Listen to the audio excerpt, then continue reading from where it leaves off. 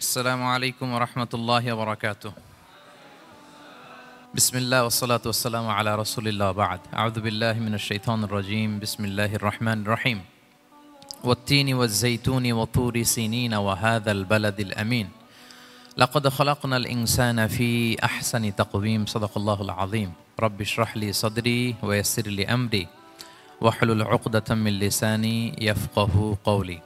আমরা শুরুতে আল্লাহ রাব্বুল ইজ্জা ওয়াল জালালের দরবারে শুকরিয়া জ্ঞাপন করছি যে আল্লাহ তাআলা আমাদেরকে সাইয়্যিদুশ শুহুর 12 মাসের মধ্যে থেকে শ্রেষ্ঠতম মাস রমাদানুল মুবারাকে ইফতারির পূর্ব মুহূর্তে মহাবিশ্বের মহাবিশ্বয় মহাগ্রন্থ আল কোরআন আল কারীম থেকে সরাসরি কিছু কথা শুনবার জন্য একত্রিত হওয়ার সুযোগ করে দিয়েছেন। আমরা সবাই পড়ছি কালিমাতুশ শুকর আলহামদুলিল্লাহ।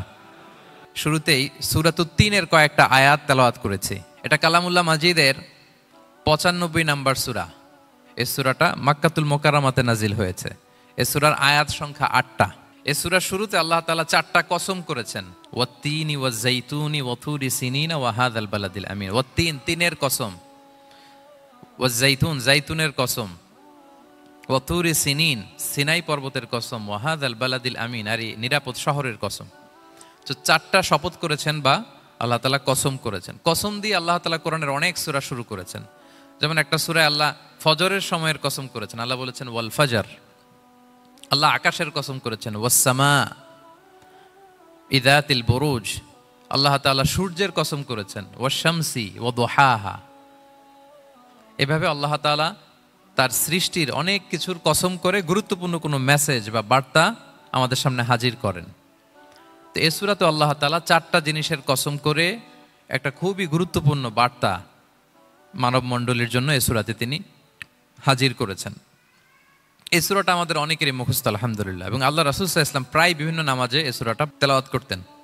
বারা ইবনে আযিব রাদিয়াল্লাহু তাআলা আনহু উনি বর্ণনা করেন যে আমি একবার এশার সালাতে আল্লাহ রাসূল সাল্লাল্লাহু আলাইহি ওয়াসাল্লামের কণ্ঠে নামাজে সূরা 3 তিনি তেলাওয়াত করেছেন, আমি নিজ কানে শুনেছি।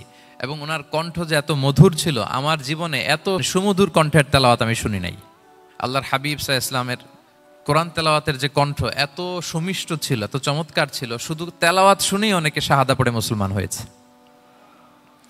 আবু জাহেল মক্কায় নিষেধ করতো যে কেউ যাবা না মুহাম্মদের কাছে, সে পাগল, সে গণক, সে মিথ্যাবাদী, সে জাদুকর, সে স্বামী স্ত্রীর মধ্যে বিচ্ছিন্নতা নিয়ে আসে, সে বাবা ছেলেকে আলাদা করে দেয়, তার কাছেই যাবা না। আর সে যা বলে শুনবাই না, কানে আঙ্গুল দিয়ে রাখবা। তো মানুষকে যেটা নিষেধ করা হয় বেশি, মানুষের ওইটার ব্যাপারে আগ্রহ থাকে বেশি। সে যত নিষেধ করতো মানুষ আরো বেশি বেশি যে শুনতো। মানুষকে সে কি বারণ করবে, সে দিনের বেলা নিষেধ করতো, রাতে যে লুকিয়ে লুকিয়ে নিজেই তেলাওয়াত শুনতো। তাহলে চিন্তা করেন যে আল্লাহর হাবিব সাল্লাল্লাহু আলাইহি ওয়াসাল্লামের কোরআনিক রেসিটেশন কত চমৎকার মেলোডিয়াস ভয়েস হলে স্বয়ং আবু জাহাল রাত্রিবেলা লুকিয়ে লুকিয়ে কোরআন তেলাওয়াত শুনতে যেত আল্লাহর হাবিব সাল্লাল্লাহু আলাইহি ওয়াসাল্লামের কণ্ঠে। তো রাসূল সাল্লাল্লাহু আলাইহি ওয়াসাল্লাম সূরাতুত 3টা এশার সালাতে তিনি তেলাওয়াত করেছেন, এই মর্মে হাদিসে পাওয়া যায়। এবং এই সূরাটা একটা ফলের নামে সূরা। 3 একটা ফল, আরব বিশ্বে খুব বেশি হয় 3 ফল। আমরা বাংলাদেশে ডুমুর বলি, ইংরেজিতে ফিগ বলে, ফিগ ট্রি। তো ফলের নামে বেসিক্যালি আল্লাহ তাআলা এই সূরাটাকে, এই চ্যাপ্টারটাকে ডেডিকেট করেছেন। আমরা সূরাকে ইংরেজিতে চ্যাপ্টার বলি। কোরআনে 114টা চ্যাপ্টার, এর মধ্যে এই সূরাটা হচ্ছে ফলের নামে ডেডিকেটেড। বিভিন্ন নামে খুব ইনক্লুসিভ ওয়েতে আল্লাহ তাআলা কোরআনে সূরাগুলো দিয়েছেন। কোরআনে আপনি প্রাণীর নামে সূরা পাবেন, প্রাণী। মানুষের নামে সূরা পাবেন। মানুষের মধ্যে 3 ভাগ, মুমিন, তারপর কাফির, এরপর মুনাফিক। প্রত্যেকের নামে সূরা। সূরাতুল মুমিনুন আছে, সূরাতুল কাফিরুন আছে, আবার সূরাতুল মুনাফিকুন আছে। আমাদের দৃশ্য জগতের সবচেয়ে বড় প্রাণীটা হচ্ছে হাতি, তাই না? এই হাতির নামে একটা সূরা আছে। বলেন তো এই সূরার নাম কি? সূরা ফিল। তারপর আমরা যে দেখি আমাদের দৃশ্য জগতের সবচেয়ে ছোট প্রাণী হচ্ছে পিঁপড়া। পিঁপড়ার নামে একটা সূরা আছে, সূরা আন-নামল। আন-নামল মানে পিঁপড়ার সূরা। মাকড়সার নামে সূরা আছে, সূরাতুল আনকাবুত। তারপর গোষ্ঠীর নামে সূরা আছে, সূরাতুল আলে ইমরান। বংশের নামে সূরা আছে, সূরাতুল কুরাইশ, কুরাইশ বংশের নামে সূরা। এইভাবে খুব ইনক্লুসিভ ওয়েতে এমন কিছু নাই যে আল্লাহ তাআলা উল্লেখ করেন নাই। মা ফাররাতনা ফিল কিতাবি মিন শাই, উল্লেখ করে নাই কোরআনে এমন কিছু নাই, সবকিছু আল্লাহ তাআলা উল্লেখ করেছেন। তো এই সূরাটা হচ্ছে একটা ফলের নামে। ফলটার নাম হচ্ছে 3 ফল। আল্লাহ তাআলা বলছেন ওয়াত-তিন, তিনের শপথ। আমি একবার সরল বঙ্গানুবাদ করি, এরপর আমি তাফসিরে ঢুকি। 3-এর শপথ, ওয়াজ-যাইতুন, যাইতুনের শপথ, ওয়াতুরি সিনিন, সিনাই পর্বতের শপথ, ওয়াহাদাল বালাদিল আমিন, এই নিরাপদ শহরের শপথ। লাকদ খলাকনাল ইনসানা ফি আহসানি তাকওয়িম, নিশ্চয় আমি মানুষকে খুব চমৎকার সুন্দর অবয়বে সৃষ্টি করেছি। সুম্মা রাদাদনাহু আসফালা সাফিলিন, এরপরে তাকে আবার নিচু থেকে নিচুর দিকে নামিয়ে দিয়েছি। ইল্লাল্লাযীনা আমানু ওয়া আমিলুস সলিহাত, তবে তারা ছাড়া যারা ঈমান এনেছে এবং সৎকর্ম করেছে। ফালাহুম আজরুন গায়রু মামনুন, তাদের জন্য আছে অফুরন্ত পুরস্কার। ফামা ইউকাযযিবুকা বা'দু বিদ্দিন, এগুলো জানার পরও কিসে তোমাকে দিন অস্বীকারের ব্যাপারে উদ্বুদ্ধ করলো? আলাইসাল্লাহু বিআহকামিল হাকিমিন, আল্লাহ তাআলা কি শ্রেষ্ঠ বিচারক নন? সাদাকাল্লাহুল আযীম। এই হচ্ছে এই সূরাটির সরল অনুবাদ। এবার আমরা তাফসিরে ঢুকি। প্রথমে আল্লাহ তাআলা বলেছেন ওয়াত্তিন, তিনের শপথ। তিন মানে তো আমরা জানলাম, তিন মানে ডুমুর। আল্লাহর হাবিব সাল্লাল্লাহু আলাইহি ওয়াসাল্লাম তিনি তিন ফল পছন্দ করতেন এবং এটা ডায়াবেটিক্সের জন্য ভালো, ডায়াবেটিক্স নিয়ন্ত্রণ করে। আমাদের বোনদের যাদের ইররেগুলার মেনস্ট্রুয়েশনাল পিরিয়ড হয়, এটার জন্য এটা খুব ভালো এবং খুব স্ট্রেংথ স্টেমিনা আনে শরীরে। এটা জান্নাতের একটা গাছ। আদম আলাইহিস সালাম এবং হাওয়া আলাইহিস সালামকে যখন আল্লাহ বলেছিল ওয়ালা তাকরাবা হাযিহিশ শাজারাতা ফাতাকুনা মিনায যালিমিন, হে আদম এবং হাওয়া, জান্নাতের সব জায়গায় যা যেতে মন চায় যাও, যা খেতে মন চায় খাও, এই নিষিদ্ধ গাছের কাছে যেও না, তাহলে তোমরা জালিম হয়ে যাবে। শয়তান এসে উল্টা বুঝালো, সে বলল তোমাদের খেতে নিষেধ করছে কেন জানো? আল্লাহ চায় না যে তোমরা জান্নাতে থাকো, আল্লাহ চায় এখান থেকে তোমাদের বের করে দিবে, কিন্তু তোমরা যদি এই গাছের ফল খাও আল্লাহ আর বের করতে পারবে না।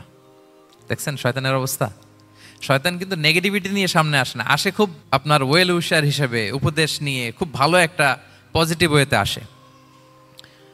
তো ওনারা খেয়ে ফেললেন এই নিষিদ্ধ গাছের ফল। খাওয়ার ফলে আদম আলাইহিস সালাম, হাওয়া আলাইহিস সালাম, ওনাদের গা থেকে জান্নাতের পোশাকগুলো ঝরে পড়ে গেল। এখন কি দিয়ে ওনারা ওনাদের প্রাইভেটকে ঢাকবেন? তখন ওনারা তাফসির ফি জিলালিল কোরআনে এসেছে যে ওনারা এই তিন গাছের পাতা নিয়ে নিজেদের প্রাইভেট ঢেকেছিলেন।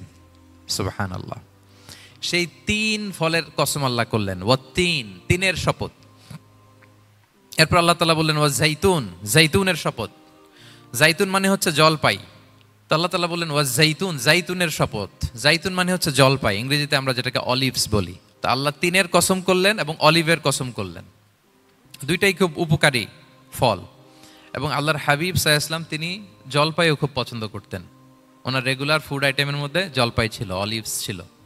এটা পাহাড়ি এরিয়া, মরুভূমিতে হয় এবং রাসূল সাল্লাল্লাহু আলাইহি ওয়াসাল্লাম বলেছেন কুলু যাইত ওয়াদ্দাহিনু ফাইন্নাহু মিন শাজারাতিন মুবারাকা, তোমরা অলিভ অয়েল এটা খেও এবং এটা গায়ে মালিশ করো, কেননা এটা বরকতময় একটা গাছের ফল, শাজারা মুবারাকা। এটা শরীরের ব্যাড কোলেস্টেরলকে কমিয়ে দেয়।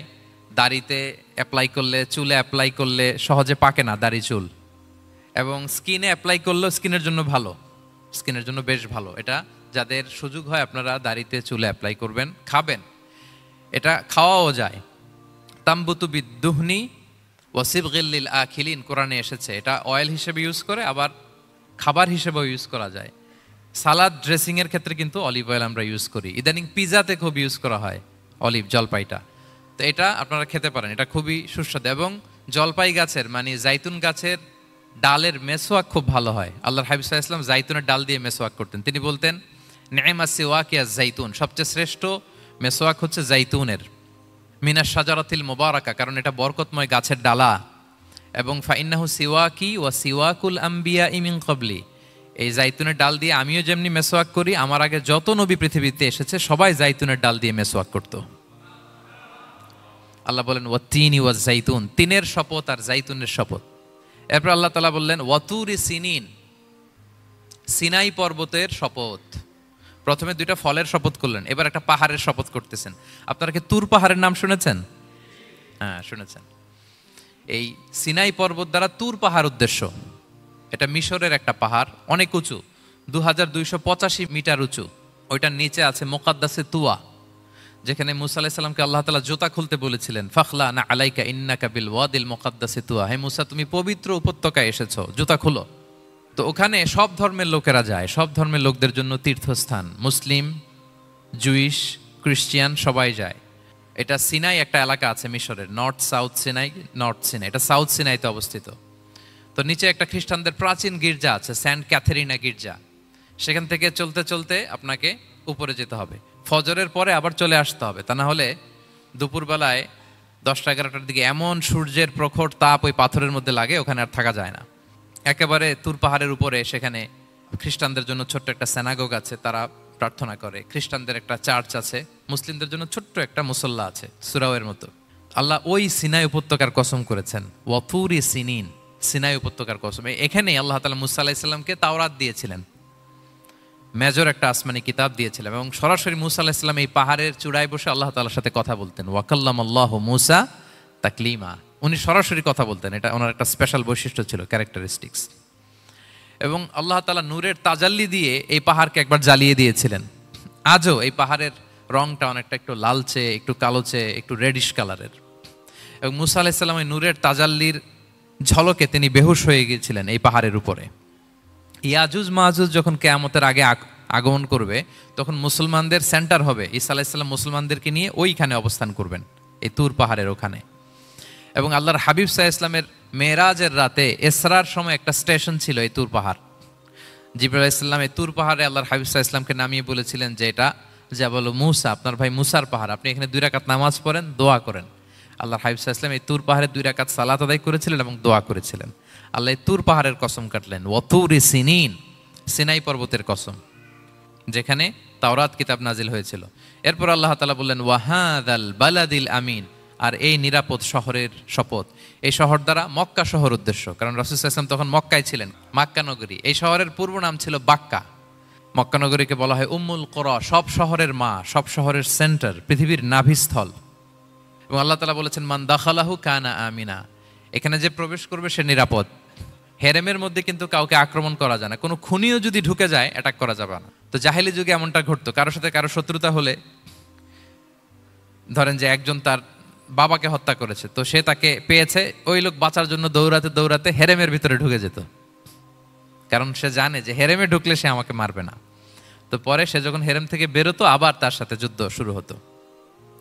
এবং এই শহরের এত মর্যাদার কারণ হচ্ছে সাইয়েদনা ইব্রাহিম আলাইহিস সালাম তিনি আল্লাহর কাছে দোয়া করেছিলেন যে রব্বি জাআল হাযা বালাদান আমিনা, হে আল্লাহ আপনি এই শহরকে নিরাপদ করেন, ওয়ারযুক আহলাহু মিনাস সামারাত, আর এই শহরের অধিবাসীদেরকে আপনি ফলমূল দিয়ে রিজিকের ব্যবস্থা করেন। এখনো দেখবেন যে সারা পৃথিবীতে যেই ফল নাই মক্কাতে ওই ফল আছে, সারা পৃথিবী থেকে ফল ওখানে যায়।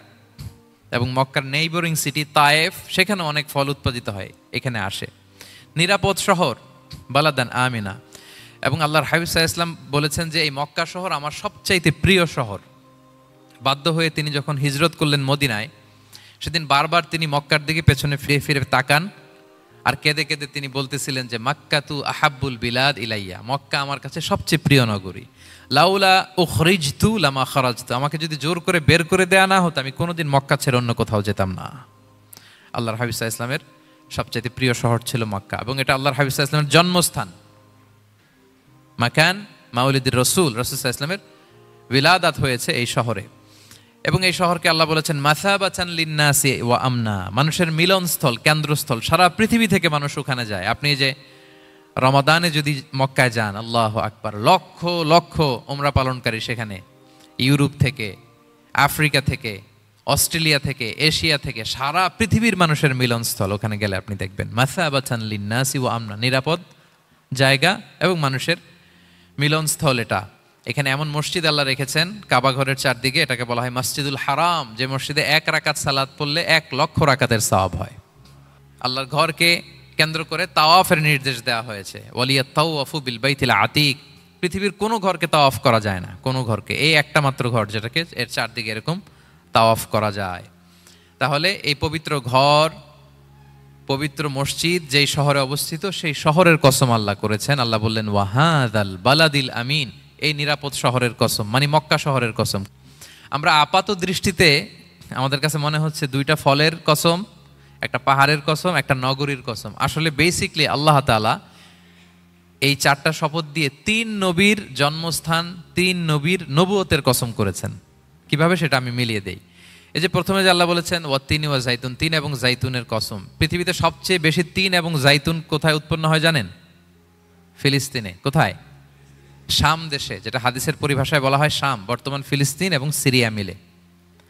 3 জাইতুন দিয়ে বেসিকলি আল্লাহ তাআলা ফিলিস্তিনের শপথ করেছেন, শাম দেশের শপথ, যেখানকার বেথলহামে ঈসা আলাইহিস সালাম, জেসাস ক্রাইস্ট, তিনি জন্মগ্রহণ করেছেন, ঈসা আলাইহিস সালামের জন্মস্থান। তাহলে 3 জাইতুনের শপথের মাধ্যমে মূলত আল্লাহ তাআলা ঈসা আলাইহিস সালামের জন্মস্থানের শপথ করেছেন, কারণ সেখান থেকে ওহী বিচ্ছুরিত হয়েছে, ওনার কাছে ইনজিল নাজিল হয়েছিল। এবং এই শামের মর্যাদার ব্যাপারে অনেক কথা আল্লাহর হাবিব সাল্লাল্লাহু আলাইহি ওয়াসাল্লাম তিনি বলেছেন। আল্লাহ রাসূল সাল্লাল্লাহু আলাইহি ওয়াসাল্লাম যখন মেরাজে যান, তখন মক্কা থেকে এই শাম দেশে ফিলিস্তিনের বাইতুল মাকদাসে রাসূল সাল্লাল্লাহু আলাইহি ওয়াসাল্লামকে নিয়ে যাওয়া হয়েছিল। এবং রাসূল সাল্লাল্লাহু আলাইহি ওয়াসাল্লাম প্রায় বলতেন, তুবা আলি শাম, শামের জন্য বরকত, কেননা ফেরেশতারা তাদের রহমতের পাখা শাম দেশের উপর বিছিয়ে রেখেছে। এবং তিনি বলতেন, ফিতনার সময় আলাইকুম বিশাম, তোমরা শামে যেও, শামে থেকো। এবং তিনি দোয়া করেছেন, আল্লাহুম্মা বারিক লানা ফি শামিনা, আল্লাহ তুমি আমার শাম অঞ্চলে আল্লাহ তুমি বরকত দিও। এবং হাদিসে এসেছে এই শামই হচ্ছে আরদুল মাহশার, এখানেই হাসর হবে। শাম অঞ্চলকে বিস্তীর্ণ করে এখানেই ময়দানুল মাহশার আল্লাহ তাআলা কায়েম করবেন, হাসরের ময়দান এখানেই হবে। এবং সেখানেই হচ্ছে সানিউল কিবলাতাইন, আমাদের আগের কেবলা কিন্তু বাইতুল মাকদাসের দিকে ছিল, যেটা শামে অবস্থিত, ফিলিস্তিনে বাইতুল মুকাদ্দাস, যেই মসজিদে নামাজ পড়লে 1 রাকাতে 500 রাকাতের সওয়াব। 3টা মসজিদে সালাত পড়লে স্পেশাল ভার্চুর কথা আছে, এর বাইরে আর অন্য মসজিদের বিশেষ কোনো ফজিলত নাই, বাকি সব মসজিদ সমান। এক হচ্ছে মসজিদুল হারাম, 1 রাকাতে 1 লক্ষ রাকাত। 2 নম্বর মসজিদে নববী, 1 রাকাতে 1000 রাকাতের সওয়াব। আর একটা দুর্বল বর্ণনায় 50,000 রাকাতের সওয়াব। 3 নম্বরে এই মসজিদুল আকসা, 1 রাকাতে 500 রাকাতের সওয়াব। এই 3 মসজিদেই যেন আমরা যে সালাত আদায় করতে পারি, আল্লাহ তুমি তৌফিক দান করো। 2 মসজিদে তো একেবারেই সহজ যাওয়া, মক্কা মদিনাতে। বাইতুল মাকদাসের জন্য আমরা যেতে পারি, আল্লাহ তুমি সেই পরিস্থিতি আমাদের জন্য তৈরি করে দাও। তো এই বাইতুল মাকদাসের দিকে রাসূল সাল্লাল্লাহু আলাইহি ওয়াসাল্লাম টানা 14 বছর নামাজ পড়েছেন। 14 বছর। প্রথম 13 বছর কোনো সমস্যা হয়নি মক্কায়, কারণ তখন কেবলা বাইতুল মুকাদ্দাস থাকলেও রাসূল সাল্লাল্লাহু আলাইহি ওয়াসাল্লাম সামনে রাখতেন কাবাকে। কেবলা বাইতুল মুকাদ্দাস, কিন্তু তিনি তো মক্কায় ছিলেন নবুয়তির প্রথম 13 বছর, সামনে কাবাকে রাখতেন, তারপরে টু দ্য ডাইরেকশন অফ বাইতুল মুকাদ্দাস। কিন্তু যখন মদিনায় গেলেন তখন তো আর কাবা নাই, তখন রাসূল সাল্লাল্লাহু আলাইহি ওয়াসাল্লাম কাবাকে মিস করতে আরম্ভ করলেন। আর প্রায় আল্লাহর কাছে কামনা করতেন, আমার বংশের গোড়া ইব্রাহিম আলাইহিস সালামের রুট যেখানে, আমার জন্মস্থান, সেই কাবার দিকে যদি আবার কেবলাটা ফিরিয়ে দেয়া হতো। কদ নারা তাকাল্লুবা ওয়াজহিকা ফিস সামা ফালানুওয়াল্লিয়ান্নাকা কিবলাতান তারদাহা। আল্লাহ আয়াত নাযিল করলেন, নবী আপনি আকাশের দিকে তাকিয়ে কি ভাবেন আমি বুঝি, আপনি চান কেবলা যেন আমি মক্কার দিকে ঘুরিয়ে দেই। আল্লাহ তাআলা ঘুরিয়ে দিলেন। আল্লাহ বলেন, ফাওয়াল্লি ওয়াজহাকা শাতরাল মসজিদিল হারাম, এখন থেকে মসজিদুল হারামের দিকে আপনি টু দ্য ডাইরেকশন অফ কেবলা নামাজ পড়বেন। কেবলা চেঞ্জ হয়ে গেল। তো মদিনায় যে 16-17 মাস, আর মক্কায় 13 বছর, মোট 14 বছর আল্লাহর হাবিব সাল্লাল্লাহু আলাইহি ওয়াসাল্লাম এই মসজিদুল আকসার দিকেই হয়েই তিনি নামাজ পড়েছেন। এটা আমাদের আগের কেবলা ছিল। এবং শেষে কিয়ামতের আগে যে মালহামার যুদ্ধ হবে, তখন রাসূল সাল্লাল্লাহু আলাইহি ওয়াসাল্লাম বলেছেন, মালহামার যুদ্ধের সময় মুসলমানদের ফুস্তাদ বা তাবু হবে, শিবির হবে এই ফিলিস্তিনের দামেস্কের পাশে আল গৌতা নামে এক জায়গা আছে, ওই গৌতাতে। এবং ঈসা আলাইহিস সালাম এসে যে দাজ্জালকে হত্যা করবেন, সেটাও ওই শামে। ফিলিস্তিনের বাবুল লুদ এখনো একটা জায়গা আছে, ওই জায়গাটার নাম এখনো বাবুল লুদ, ওখানে তিনি দাজ্জালকে হত্যা করবেন। এবং সেখানে একটা সাদা মিনারা আছে, ফেরেশতার পাখায় ভর করে ঈসা আলাইহিস সালাম তখন সেখানে নেমে আসবেন। ওই ফিলিস্তিনের ওই শাম দেশের ওই মিনারার পাশে তিনি এসে পৃথিবীতে তিনি নুজুল করবেন, নুজুল ঈসা আলাইহিস সালাম। তো 3 এবং জাইতুনের কসম করে বেসিকলি আল্লাহ তাআলা ঈসা আলাইহিস সালামের জন্মস্থানের কসম করেছেন, কারণ 3 এবং জাইতুন, ডুমুর এবং জলপাই, অলিভ কোন দেশে বেশি হয়? শাম দেশে। আওয়াজ করে বলেন কোন দেশে? বর্তমান ফিলিস্তিন এবং সিরিয়া, এবং ওই ভূখণ্ডে আল্লাহ নবী ঈসা আলাইহিস সালামের জন্মস্থান।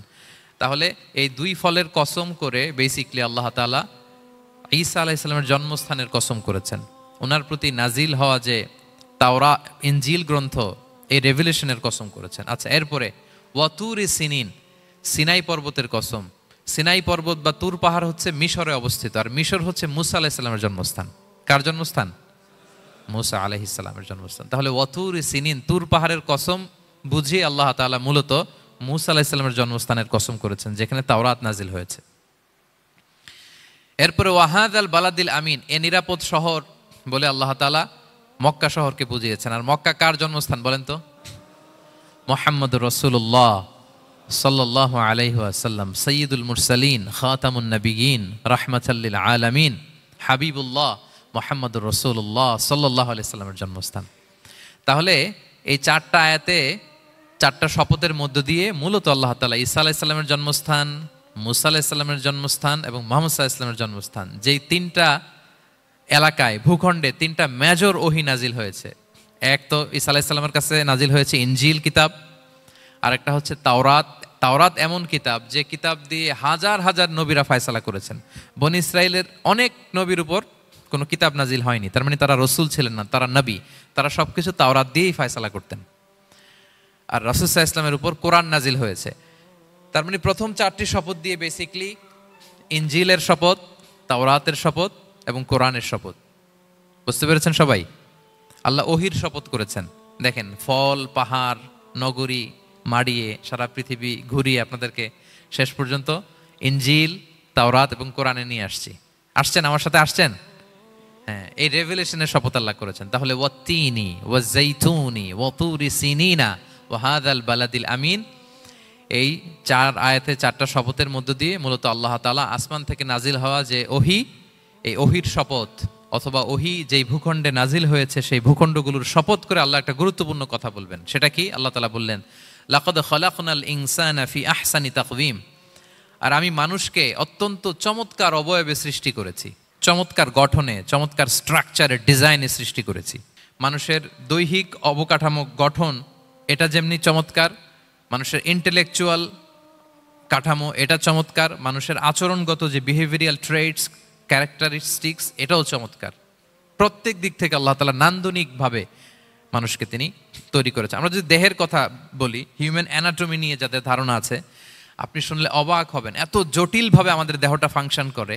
ঠিক যেই মুহূর্তে আমি কথা বলতেছি আমার ব্রেইন সচল, আমার নার্ভ সিস্টেম সচল, হেয়ারিং সিস্টেম, স্মেলিং সিস্টেম, আমার এই যে হার্ট সচল, সিস্টোলিক ডায়াস্টোলিক অলিন্দ নিলয় হচ্ছে, আমার লাং কাজ করতেছে, কিডনি ইজ ওয়ার্কিং পারফেক্টলি, সব কিছু কাজ করতেছে।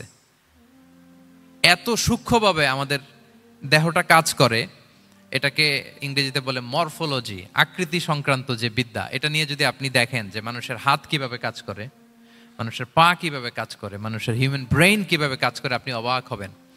এবং আল্লাহর যে সেট আপ, লাকাদ খালাকনাল ইনসানা ফি আহসানি তাকওয়িম, নিশ্চয় আমি মানব জাতিকে চমৎকার অবয়বে তৈরি করেছি। আপনি যদি অবয়বটা দেখেন, আমাদের স্ট্রাকচার এর চেয়ে সুন্দর করে আর তৈরি করা যেত না, এর চেয়ে সুন্দর আর হতে পারে না। যেখানে যা দেয়ার, মাথার চুল থেকে পায়ের নখ পর্যন্ত, আপনি একটা ডিজাইনে, স্ট্রাকচারে, সেট আপে আপনি ভুল ধরতে পারবেন না। যেখানে যেটা দরকার, আপনি একটু খেয়াল করে দেখেন যে এই যে আমাদের চোখ,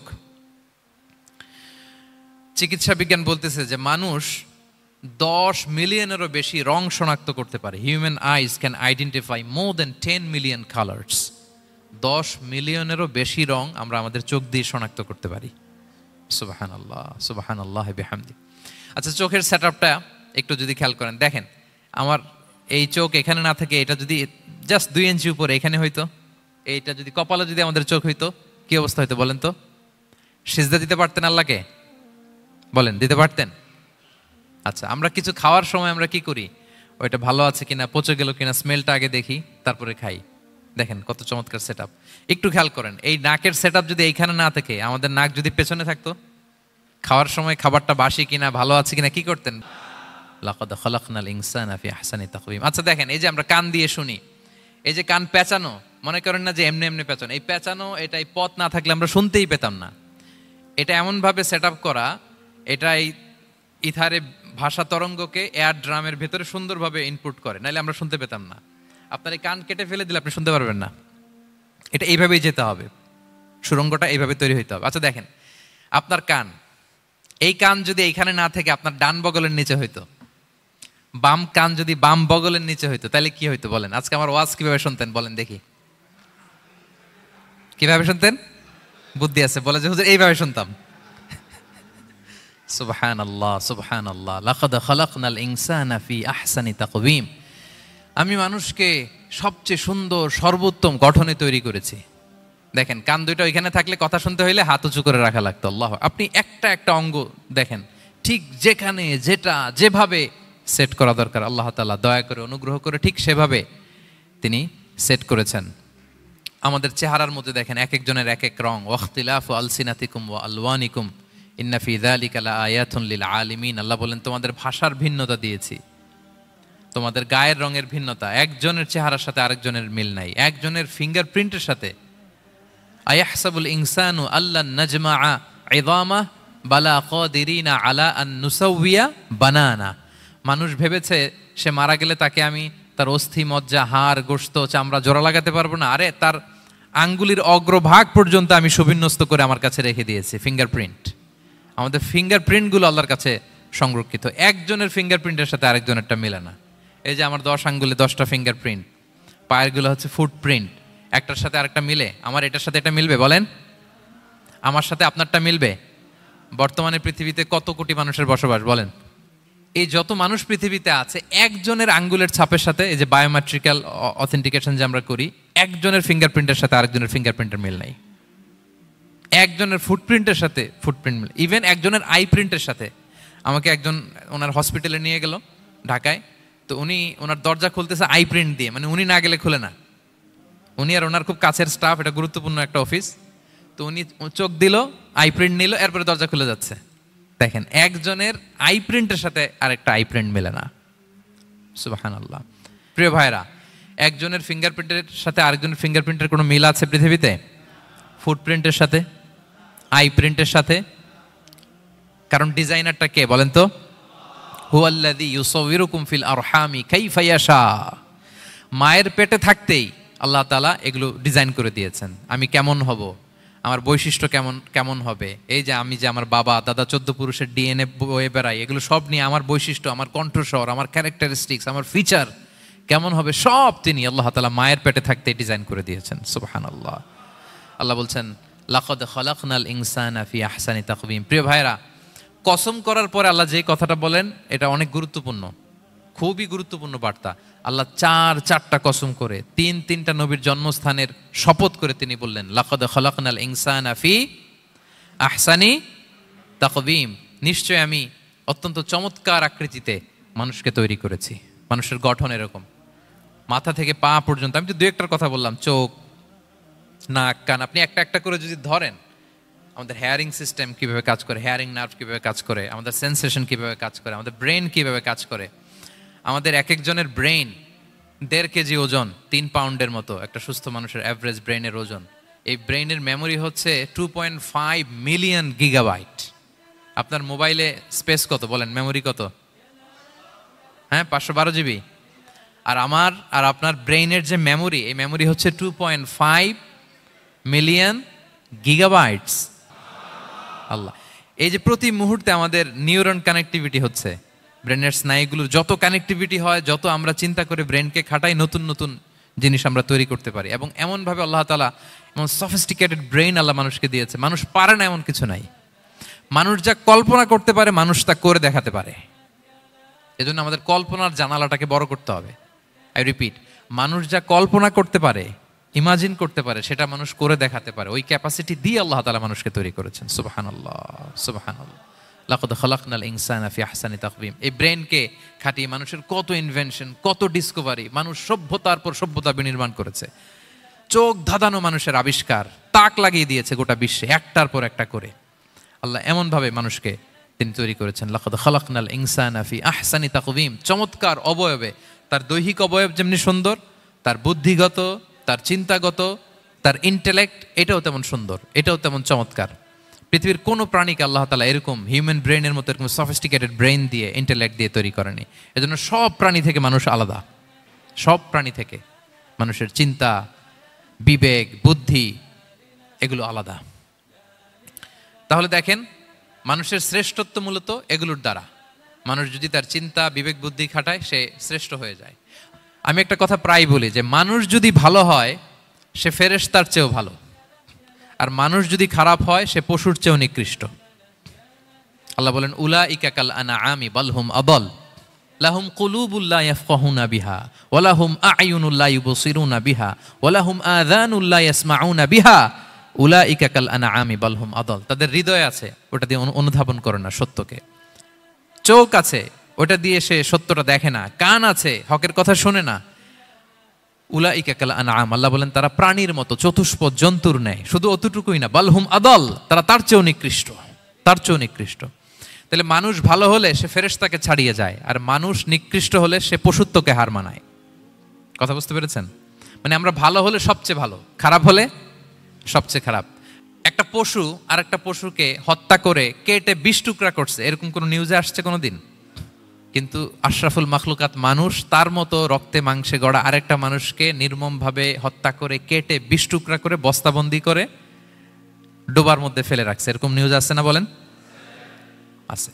মানুষ তার মতো একটা মানুষকে নির্মমভাবে হত্যা করে। এরকমও তো আছে যে কেরোসিন দিয়ে তার মতো আরেকটা মানুষকে সে জ্বালিয়ে দিয়েছে, আছে না নাই বলেন?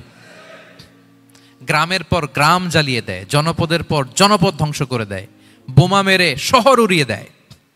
লিটল বয় মেরেছিল আমেরিকান সোলজাররা জাপানের হিরোশিমা শহরের উপর। আমি হিরোশিমা তো গত বছর ভিজিট করে আসলাম, আমি নিজে দেখে এসেছি যে এখানে বোমটা মেরেছে।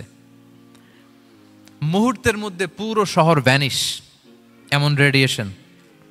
তো যেই আমেরিকান পাইলট বোমা মারতেছে সেও মানুষ, সেও কি? আর যাদেরকে ধ্বংসের জন্য এই লিটল বয় মারলো হিরোশিমাতে আর ফ্যাটম্যান মারলো নাগাসাকিতে, এরাও কি? তাহলে দেখেন, মানুষ তার মতো আরেকটা মানুষকে এরকম মেরে টুকরো টুকরো কুচি কুচি করতে সে দ্বিধাবোধ করে না। আল্লাহ, মানুষ গণহত্যা চালায়, জেনোসাইড। এই যে আমাদের বাংলাদেশে তো কিছুদিন আগে হলো গণহত্যা, হেলিকপ্টার থেকে গুলি করে বাচ্চা মেরে ফেলতেছে। কার বাচ্চা, কার কলিজার টুকরা সন্তান, ডোন্ট কেয়ার। জনগণের টাকায়, ট্যাক্সের টাকায় কেনা বুলেট, হেলিকপ্টার দিয়ে জনগণকে, ছাত্রদেরকে হত্যা করা হয়েছে। দেখেন, সেও মানুষ। যারা হত্যা করতেছে, গণহত্যা, জেনোসাইড চালিয়েছে, তারাও মানুষ। তাহলে মানুষ যদি খারাপ হয়, মানুষের চেয়ে খারাপ আর কেউ হয়? আর মানুষ ভালো হলে মানুষের চেয়ে ভালো কেউ হতে পারে? মানুষ এমন জায়গায় যেতে পারে যেখানে ফেরেশতারাও যেতে পারে না। জিবরাইল ইসলামের যাওয়ার সীমানা যেখানে শেষ, মুহাম্মদ সাল্লাল্লাহু আলাইহি ওয়াসাল্লামের ঊর্ধ্ব জগতের কাহিনী সেখান থেকে শুরু। আল্লাহু আকবার। তাহলে মানুষ ভালো হলে ফেরেশতাকে ছাড়ায়, মানুষ খারাপ হলে পশুত্বকে হার মানায়। So the decision is yours. রাস্তা দুইটা, আপনি কোন দিকে যাবেন? আপনি কি ডান দিকে জান্নাতের পথে যাবেন নাকি বাঁ দিকে জাহান্নামের পথে যাবেন? সিদ্ধান্ত আপনার। আল্লাহ তাআলা বললেন, লাকাদ খালাকনাল ইনসানা ফি আহসানি তাকওয়িম। আমি মানুষকে চমৎকার আকৃতিতে তৈরি করেছি।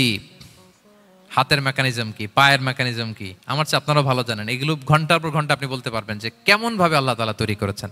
আল্লাহ বলেন, মানুষকে আমি অত্যন্ত চমৎকার আকৃতি দিয়ে তৈরি করেছি। তার সৃষ্টিগত কাঠামো, তার বুদ্ধিবৃত্তিক কাঠামো, তার চিন্তাগত কাঠামো, তার আচরণগত কাঠামো, তার নৈতিকতায় তাকে এমন উচ্চ মর্যাদার আসন আমি দিয়েছি, এটা যদি সে অ্যাচিভ করে, বিলং করে, তাহলে তার চেয়ে শ্রেষ্ঠ কেউ আর হতে পারে।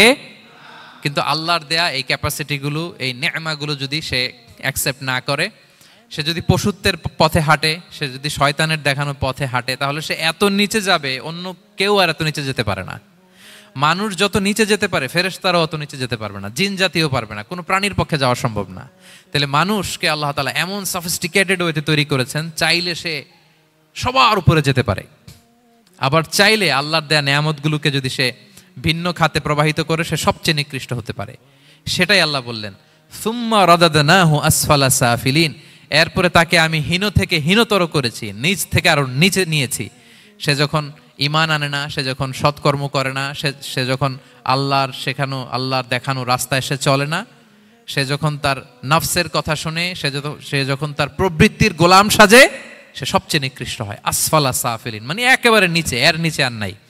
আল্লাহ বলেছেন, ইন্নাল মুনাফিকিনা ফিদ দারকিল আসফালি মিনান নার। সেখানে আল্লাহ আসফাল বলেছেন। মুনাফিকরা জাহান্নামের একেবারে তলদেশে থাকবে।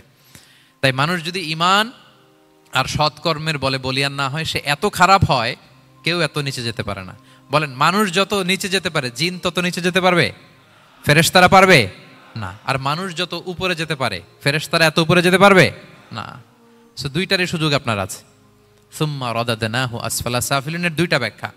কোন কোন মুফাসসির বলেছেন, যৌবনের পর, যৌবনে থাকে শক্তিশালী, বার্ধক্যের সময় যখন সে নুয়ে যায়, ছোট হয়, সে একেবারে দুর্বল হয়ে যায়, সেটা বোঝানো হয়েছে।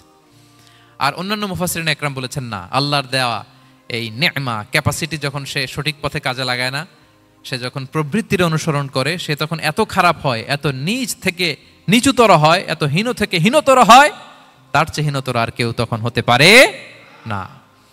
সেখান থেকে বাঁচার দুটি রাস্তা আল্লাহ বলেছেন। আল্লাহ বলছেন, ইল্লাল্লাযীনা আমানু ওয়া আমিলুস সলিহাত। তবে যারা ঈমান আনে এবং সৎকর্ম করে তারা ছাড়া। তারা ওই নিচু থেকে নিচুতর নয়, তারা শ্রেষ্ঠতর। ঈমান এবং সৎকর্ম, ঈমান এবং আমলে সালেহাত। কোরআনের অনেক জায়গায় আপনি আয়াতটা পাবেন, ইন্নাল্লাযীনা আমানু ওয়া আমিলুস সলিহাতি কানাত লাহুম জান্নাতুল ফিরদাউসি নুজুলা। নিশ্চয়ই যারা ঈমান এনেছে, সৎকর্ম করেছে, তাদের জন্য আমি জান্নাতে ফেরদাউস রেখে দিয়েছি। তো আল্লাহ বলেন তারা নিকৃষ্ট হবে না যারা ঈমান এনেছে, সৎকর্ম করেছে। যারা কি এনেছে? ঈমান। আর কি করেছে? সৎকর্ম করেছে। ইল্লাল্লাযীনা আমানু, যারা ঈমান এনেছে, সৎকর্ম করেছে, ফালাহুম আজরুন গায়রু মামনুন, তাদের জন্য রয়েছে অফুরন্ত পুরস্কার, মানে জান্নাত। তাদের জন্য কি? ওই জান্নাতে যেতে আমরা চাই কি চাই না বলেন? রাস্তা কয়টা? এটা চলে গেছে ডান দিকে, এটার গন্তব্য হচ্ছে ডেস্টিনেশন জান্নাতুল ফেরদাউস। আর এটা শয়তানের পথ, এটা আপনার প্রবৃত্তির দেখানো পথ, এটা চলে গিয়েছে জাহান্নামে। So now the decision is years. আপনার ডিসিশন, কোন দিকে যাবেন, ডানে না বায়ে? জান্নাতে না জাহান্নামে? জান্নাতে যেতে চাই আমরা। ফালাহুম আজরুন গায়রু মামনুন, তাদের জন্য আছে অফুরন্ত নেয়ামত, অফুরন্ত পুরস্কার। আমরা যেন সেই পুরস্কার লাভে ধন্য হতে পারি, আমরা সবাই বলি আমিন। আল্লাহ বলেন এইভাবে 4টা কসম করার পরে, এত গুরুত্বপূর্ণ বার্তা হাজির করার পরে, তোমার ঘুমন্ত বিবেককে জাগিয়ে তোমাকে বার্তা দেওয়ার পরেও কিভাবে তুমি অস্বীকার করতে পারো আখিরাতকে? ফামা ইউকাযযিবুকা বা'দু বিদ্দিন, এরপরেও কোন বিবেকে, কোন আকলে, কোন সাহসে তুমি কর্মফল দিবসকে অস্বীকার করো? কোন সাহসে? এখানে দিন দ্বারা উদ্দেশ্য কর্মফল। ভালো করলে যে ভালো পাবে, খারাপ করলে যে খারাপ পাবে। দিনের অনেক অর্থ, এটার তাফসিরে গেলে সময় কুলাবে না। ফামা ইউকাযযিবুকা বা'দু বিদ্দিন, এরপরেও কর্মফলকে অস্বীকার করার সাহস তুমি কোত্থেকে পাও? কিসে তোমাকে উদ্বুদ্ধ করে কর্মফল দিবসকে অস্বীকার করতে? আলাইসাল্লাহু বিআহকামিল হাকিমিন, আল্লাহ তাআলা কি শ্রেষ্ঠ বিচারক নন? সূরা আবু দাউদে আল্লাহর হাবিব সাল্লাল্লাহু আলাইহি ওয়াসাল্লাম বলেন, কেউ যদি সূরাতুত তিন তেলাওয়াত করে, করতে করতে যদি শেষ আয়াতে চলে আসে, আর সে যখন পড়ে আলাইসাল্লাহু বিআহকামিল হাকিমিন, আল্লাহ তাআলা কি শ্রেষ্ঠতম বিচারকদের মধ্যে সর্বশ্রেষ্ঠ বিচারক, জাজ নন? তখন সে যেন উত্তর দেয়, এটা তো আল্লাহর প্রশ্ন। আলাইসাল্লাহু বিআহকামিল হাকিমিন, আল্লাহ আমাদেরকে প্রশ্ন ছুড়ে দিয়েছেন যে আল্লাহ তাআলা কি শ্রেষ্ঠ বিচারক নন? তখন যে তেলাওয়াত করে সে যেন বলে বালা বালা ওয়া আনা আলা যালিকা মিনাশ শাহিদিন। বালা মানে অবশ্যই, হ্যাঁ আল্লাহ অবশ্যই আপনি শ্রেষ্ঠ বিচারক, আর আপনি যে শ্রেষ্ঠতম বিচারক এই সাক্ষী আমি দিচ্ছি, এই ঘোষণা আমি দিচ্ছি। পড়েন সুবহানাল্লাহ। আপনি দেখবেন মসজিদুল হারামে, হারামাল মাক্কিতে যখন তেলাওয়াত করে ইমাম সাহেবরা, এই আয়াতের পরেই যদি রুকুতে যায়, দেখবেন ফিসফিস করে বলে যে বালা বালা ওয়া আনা আলা যালিকা মিনাশ শাহিদিন। আমি নিজে শুনেছি, দেখবেন ওনার এটা পরে, কারণ আল্লাহ এখানে প্রশ্ন ছুড়ে দিয়েছেন। আর উত্তর হিসেবে বলতে হবে বালা ওয়া আনা আলা যালিকা মিনাশ শাহিদিন, আল্লাহ অবশ্যই আপনি শ্রেষ্ঠ বিচারক। আল্লাহর চাইতে শ্রেষ্ঠ বিচারক আর হতে পারে? আমরা কত লাকি যে আল্লাহর আহকামুল হাকিমিন হিসেবে বিচারক পেয়েছি। হ্যাঁ, আমাদের বিচার যদি অন্য কেউ করতো, নিজেরা যদি নিজেদের, আল্লাহ যদি বলতো তোরটা বিচার তুই কর আর তোরটা তুই কর, কি অবস্থা হইতো বলেন? যার সাথে যার শত্রুতা আছে ওইখানে দেখাই দিত। কিন্তু আমরা বিচারক হিসেবে পেয়েছি কাকে? আল্লাহ কি পার্সিয়ালিটি করবে বিচারে? স্বজন প্রীতি করবে? কারো উপর জুলুম করবে? কাউকে ঠকাবে? আল্লাহ বলেন ওয়ামা আনা বিযাল্লামিল লিল আবিদ, আমি কখনো আমার বান্দার উপর জুলুম করি না, জুলুম করি না। নাদাউল মাওয়াজিনাল কিসতা লিয়াউমিল কিয়ামা, কিয়ামতের দিন আমি মিজান নামে এমন এক ন্যায় বিচারের মানদণ্ড স্থাপন করব, ফালা তুযলামু নাফসুন শাইআ, এক বিন্দু পরিমাণ কেউ মাজলুম হবে না, এক বিন্দু পরিমাণ কেউ মাজলুম হবে না। এজন্য দুনিয়াতে যদি বিচার না পান, আল্লাহর দরবার বিচারটা দিয়ে রাখেন, সেদিন বিচার হবে। আহকামুল হাকিমিন আপনারা ঠকাবে না। দুনিয়াতে বিচার পান নাই, মাজলুম হয়েছেন, মানুষ ভুল বুঝছে, কেউ আপনার ঠিক মতো বুঝে নাই, আপনার কথাটা কাকে বলবেন? বিপদে পড়লে ক্রাইসিস মোমেন্টে কাকে শেয়ার দিবেন? না ফেসবুকে শেয়ার দিবেন? আমরা তো ফেসবুকে শেয়ার দিয়ে দিই এখন। ফেসবুকে শেয়ার দেওয়ার আগে, বন্ধুকে শেয়ার দেওয়ার আগে, স্ত্রীর কাছে শেয়ার করার আগে আমার সমস্যার কথা আগে শেয়ার করব কাকে? কারণ আলাইসাল্লাহু বি আহকামিল হাকিমিন, আল্লাহ বলছেন আমি কি শ্রেষ্ঠ বিচারক নই? বালা বালা ইয়া রব ওয়া আনা আলা যালিকা মিনাশ শাহিদিন, অবশ্যই আল্লাহ আপনি শ্রেষ্ঠ বিচারক। ক্লিয়ার হয়েছে না সবার কাছে? শপথ কয়টা ছিল? 4টা। মূলত নবুয়তের শপথ, তাই না? নবুয়ত আমাদের জন্য সবচাইতে বড় নেয়ামত। কারণ নবীরা যদি আমাদেরকে এই তথ্যগুলো না দিতেন, আমরা জান্নাত জাহান্নাম চিনতাম? ভাইরা বলেন তো, আখেরাত চিনতাম? এই যে আখেরাত হবে, পুলসিরাত হবে, day of judgment, day of accountability, আল্লাহর সুপ্রিম কোর্টের কাঠ গড়ায় পাই টু পাই হিসাব দিতে হবে, নবীরা না এসে বললে আমরা এত বুঝতাম না। নবীরা জান্নাত জাহান্নাম চিনিয়েছে, আল্লাহর বিশদ পরিচয় আমাদের সামনে তুলে ধরেছে। আখিরাতের পরিচয়, লাইফ আফটার ডেথ কিরকম হবে, সবকিছু আমাদের কাছে তুলে ধরেছে। সো নবুয়ত আল্লাহ তাআলার পক্ষ থেকে অনেক বড় নেয়ামত। 2 নম্বর নেয়ামত হচ্ছে আল্লাহ তাআলা আমাদেরকে যে ক্যাপাসিটি দিয়েছে, বুদ্ধিমত্তা, ইন্টেলেক্ট, বিচার বিশ্লেষণ, যেটা দিয়ে আমরা অন্যান্য সব প্রাণী থেকে আলাদা, এটাও আল্লাহর বড় নেয়ামত। এই নেয়ামতের শুকরিয়া যেন আমরা করি। এবং আমি যেটা বলেছি, মানুষ যেটা কল্পনা করতে পারে সেটা সে করেও দেখাতে পারে। সো আল্লাহ তাআলা যাকে যেই কোয়ালিটি দিয়েছে, ক্যাপাসিটি দিয়েছে, আমরা যেন এই নেয়ামতের শুকরিয়া করি। নেয়ামতের শুকরিয়া করলে এই নেয়ামত দেওয়ার ধারাবাহিকতা এটা বাড়িয়ে দেয় কে? লা ইন শাকারতুম লা আযীদান্নাকুম ওয়া লা ইন কাফারতুম ইন্না আযাবি লাশাদীদ। শুকরিয়া করলে নেয়ামত আরো বাড়িয়ে দেব। তাহলে প্রথম নেয়ামত ছিল নবুওয়াত, প্রফেটহুড, প্রফেসি। এটা অনেক বড় নেয়ামত। এই রেভেলেশন এসে আমাদেরকে এনলাইটেন করেছে। তা না হলে আমাদের গডকে, গডের ফিচার কি, আখেরাত কি, জান্নাত কি, জাহান্নাম কি, the concept of punishment, concept of আখেরা, কিছুই আমরা ভালোভাবে বুঝতাম না। এটার শপথ আল্লাহ করেছেন। আল্লাহ আমাদেরকে নেয়ামত দিয়েছেন, ক্যাপাসিটি দিয়েছেন, সক্ষমতা দিয়েছেন, সবচাইতে সফিস্টিকেটেড ব্রেন দিয়ে তৈরি করেছেন। এটা একটা বড় নেয়ামত। এবং রাস্তা দেখিয়ে দিয়েছেন, হয় ডানে নয় বায়ে। এবং তিনি আশ্বাস দিয়েছেন যে তোমাদেরকে সঠিক ফায়সালার মাধ্যমে বিচার করা হবে সেদিন। তাই আমাদের বিপদে আপদে সব সময় আমরা যেন ফরিয়াদ করি এক মহান সত্তার কাছে। বলুন তো আওয়াজ করে, তিনি কে? আল্লাহর কাছে যেন আমরা ফরিয়াদ করি। আল্লাহ তাআলা আমাদের সবাইকে কথাগুলো বুঝার ও আমল করার তৌফিক দান করুক। হাযা মা ইনদি ওয়াল ইলমু ইনদাল্লাহি আলাইহি তাওয়াক্কালতু ওয়া ইলাইহি উনীব। সুবহানাকাল্লাহুম্মা ওয়া বিহামদিকা আশহাদু আল্লা ইলাহা ইল্লা আনতা আস্তাগফিরুকা ওয়া আতুবু ইলাইক।